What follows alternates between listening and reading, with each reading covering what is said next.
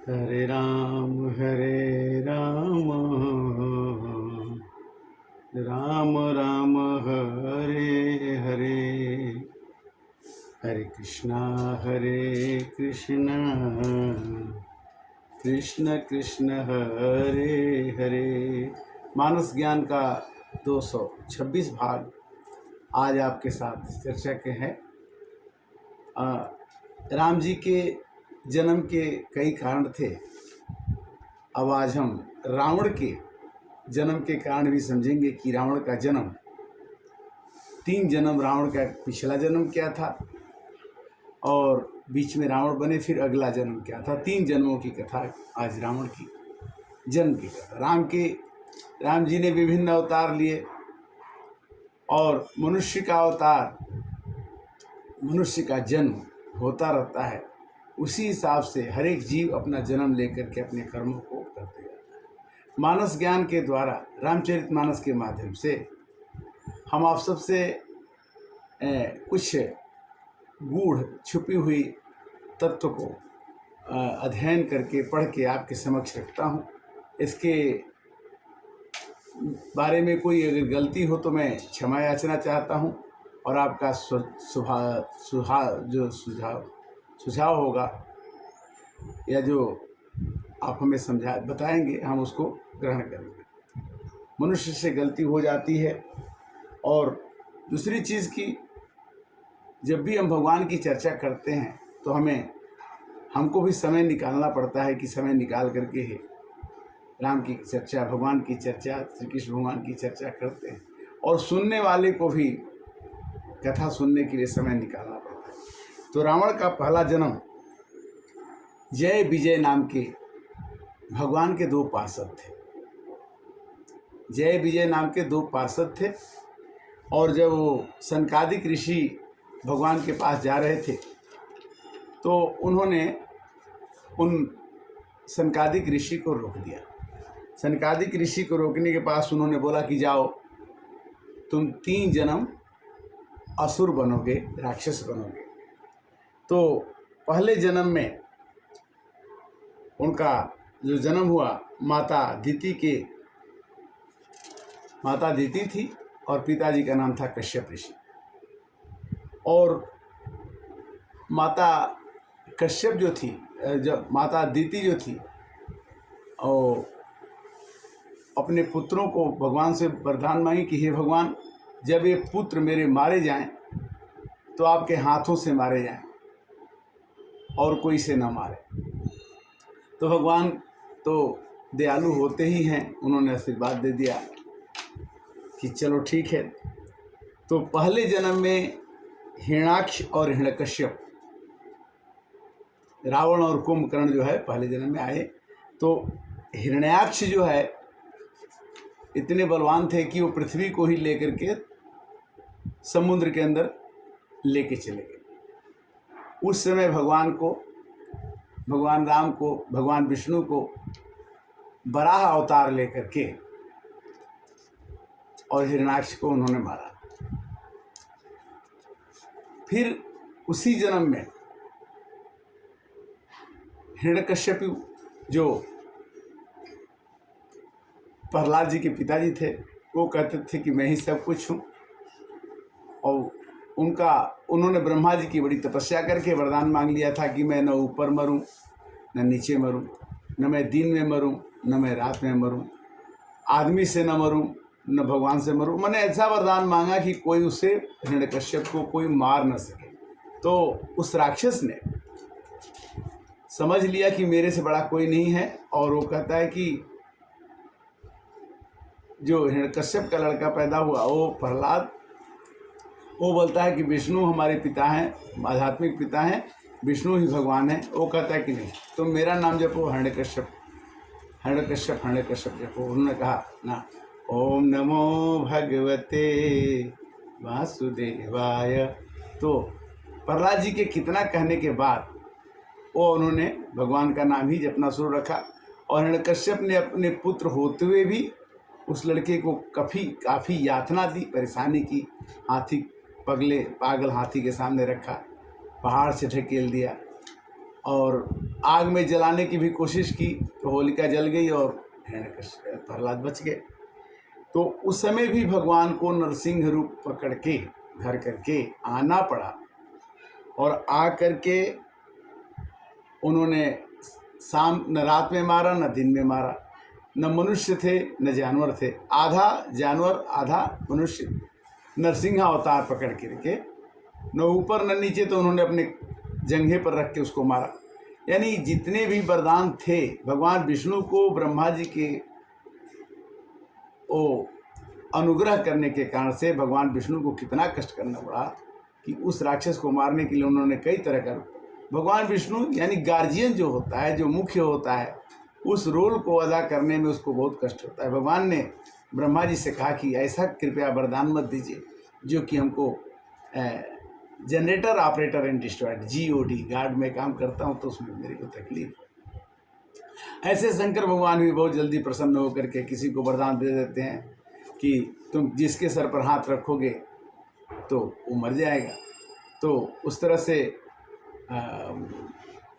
एक श्राप को भगवान को नर्तकी का रूप पकड़ के आना पड़ा और उस राक्षस का भी उन्होंने वध किया। तो कहने का मतलब है कि रावण और कुंभकर्ण, केसनी माता का नाम था केसनी, और रावण और कुंभकर्ण पैदा हुए। इस तरह से रावण और कुंभकर्ण पैदा हुए तो भगवान राम को उस अवतार के लिए आना पड़ा, क्योंकि दिति ने वरदान मांगा था कि जब भी मेरे पुत्र मारे जाएं तो भगवान के हाथ से मारे जाएं। इसलिए भगवान राम को अवतार लेकर के रावण को मारना पड़ा और कुंभकर्ण को मारना पड़ा। तो भगवान को अवतार लेके आना पड़ता है। प्रहलाद जी ने भगवान से प्रार्थना की, नरसिंह भगवान से कि हे प्रभु हमारा ये वंश जो है ठीक रहे। और रावण कुंभकर्ण के बाद एक अवतार हुआ तीसरा, जो शिशुपाल और दंत वक्र। शिशुपाल ने भगवान ने कहा कि 100 गाली दे दोगे। श्री कृष्ण भगवान ने कहा कि 100 गाली तक तुमको मैं नहीं मारूंगा क्योंकि तुम मेरे बुआ के पुत्र हो। श्री कृष्णावतार में भगवान ने रावण के तीसरे जन्म को, मतलब वो तीसरे रूप को मारने के लिए उन्हें श्री कृष्ण भगवान का रूप पकड़ना पड़ा और तब जा कर के वो शिशुपाल की हत्या हुई। रावण का जब जन्म हुआ उस समय 10 सिर ताही 20 भुज डंडा, रावण नाम वीर बरी बंडा। रावण का जन्म हुआ, बहुत प्रतापी राजा हुआ। और उपजे यद्यपि पुलस्त कुल पावन यमलयनु, तदपि मह्यूसर श्राप बस भय सकल यघरु। वैसे तो रावण का जन्म पुलस्त ऋषि के कुल में पैदा हुआ, किंतु श्राप के कारण से उन्होंने राक्षस का, मनुष्य ही अपने आचरणों से देवता और राक्षस बनता है। राक्षस कैसे बनता है? हिमान हिमातु पिता नहीं देवा, बाभन से करवा वही सेवा, जाकर जस आचरण भवानी, ते समझहु निश्चर सम प्राणी। जो आदमी आचरणहीन होता है वो मनुष्य का रूप पकड़े हुए भी राक्षस में बन जाता है। मनुष्य का जीवन हमें देवत्व प्राप्त करने के लिए मिला है। मनुष्य का जीवन हमें मनुष्यत्व के रूप में रहने को मिला है, और मनुष्य का जीवन हमें पशु जीवन प्राप्त करने के लिए नहीं मिला है। हम ऐसा कोई आचरण नहीं करना चाहिए जिससे किसी मन से, वाणी से और धन से किसी को कष्ट। कोशिश करना चाहिए। वैसे तो गलतियाँ भगवान चाहते हैं तो हो जाती हैं, और अच्छाइयाँ भगवान चाहते हैं तो हो जाती हैं। मनुष्य एक किराए के घर में बैठा है, इसको एक दिन न एक दिन बदलना पड़ता है। तो कहने का मतलब यह है कि रावण की अनीति इतना कर दिया कि वेद जलाने लगा, ऋषियों के आश्रम में आग लगाने लगा। तो जब सब कुछ अनीति हो गई तो देवताओं ने कहा कि भाई अब अनीति बर्दाश्त नहीं हो रही है, तो भगवान को उसमें भगवान ने कहा कि घबराइए मत, जनी डर पहूँ मुनि शुद्ध सरेशा, आप डरिए मत, मैं आऊँगा तो अकेले नहीं आऊँगा, अंश अंश सहित ली हों अवतारा, मैं अंशों के साथ अपने लोगों के साथ आऊँगा, मेरे साथ हनुमान जी भी होंगे, मेरे साथ लक्ष्मण जी होंगे, मेरे साथ एक से एक मजबूत लोग होंगे जो मेरी सहायता करेंगे। सभी देवताओं ने राम जी की भय प्रकट कृपाला दीन दयाला कौशल्या हितकारी करके जन्म में के प्रभु आ गए। और जन्म लेने के बाद भगवान शंकर जी ने कहा था कि देखो, आप लोगों को राक्षस का वध करने के लिए भगवान को बुलाना ही पड़ेगा। और भगवान की वाणी शंकर भगवान ने ये कहा, ये हरि व्यापक सर्वत्र समाना, प्रेम से प्रगट मोहि मैं जाना, हरि व्यापक सर्वत्र समाना। तो शंकर जी के कहने पर सभी देवताओं ने वहीं जहाँ खड़े थे वहीं पर भगवान को पुकारने लगे और भगवान को वहाँ पर आना पड़ा। और इस तरह से भगवान राम का अवतार हुआ। और भगवान के राम के अवतार के साथ साथ अवतारों की कथा हमने सुनी। देवता जदा जदा ही धर्मस्य ग्लानिर् भवति, जब जब धर्म की हानि होती है, अधर्म बढ़ता है, तो भगवान का अवतार। चूँकि भगवान जो हैं हमारे ऊपर डिपेंड करते हैं कि हम उनको कैसे पूजते हैं, कैसे बुलाते हैं। हरि व्यापक सर्वत्र समाना, प्रेम से प्रगट हूँ ही मैं जाना, राम ही केवल प्रेम प्यारा, अजान ले जो जानन हारा। एक बार एक असुर था जो शंकर भगवान से युद्ध करते करते शंकर जी हार गए, नहीं मारा। तो उनकी पत्नी विंध्या थी। विंध्या उनकी पत्नी की इतनी पतिव्रता थी कि वो उसको श्राप था कि जब तक तुम्हारा चाहो तो तुम्हारा अहवाद कभी नाश नहीं हो सकता, तुम्हारे हस्बैंड तुम्हारे पति को कोई मार नहीं सकता। तो भगवान विष्णु ने जलंधर का रूप पकड़ करके, माने विंध्या के पति जलंधर का रूप पकड़ करके जा करके उससे विंध्या से मिले।